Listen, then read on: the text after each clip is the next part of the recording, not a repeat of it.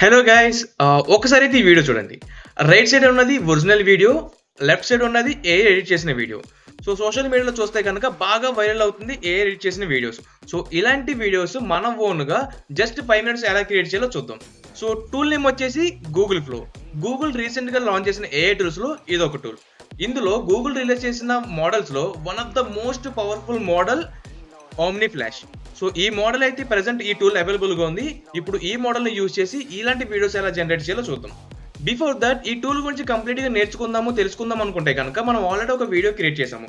So ఆ వీడియోలో ఈ టూల్ ఎలా ఉంటుంది, ఏమేమి ఫీచర్స్ ఉంటాయి, ఇందులో ఉన్న ఫీచర్స్ యూజ్ చేసి మన images A type of images create చేయొచ్చు, ఏ టైప్ ఆఫ్ వీడియోస్ క్రియేట్ చేయనేది ఒక ఫుల్ వీడియో క్రియేట్ చేసాము.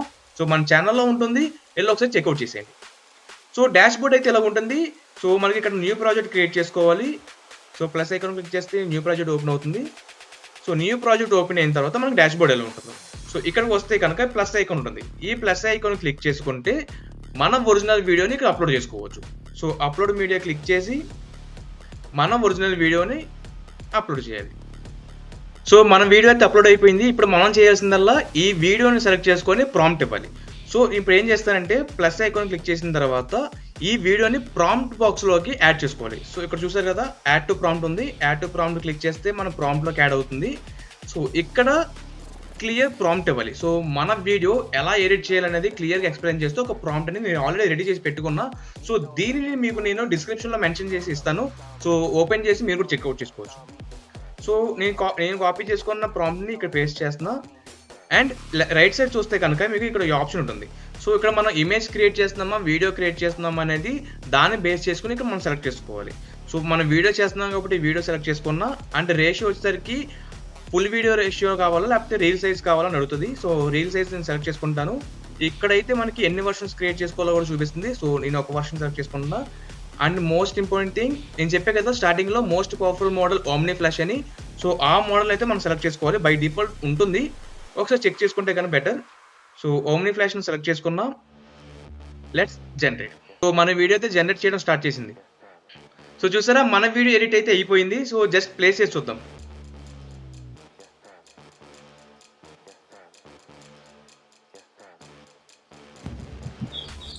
జస్ట్ 2 మినిట్స్ లో ఇలా ఉన్న ఇలా ఎడిట్ చేసా.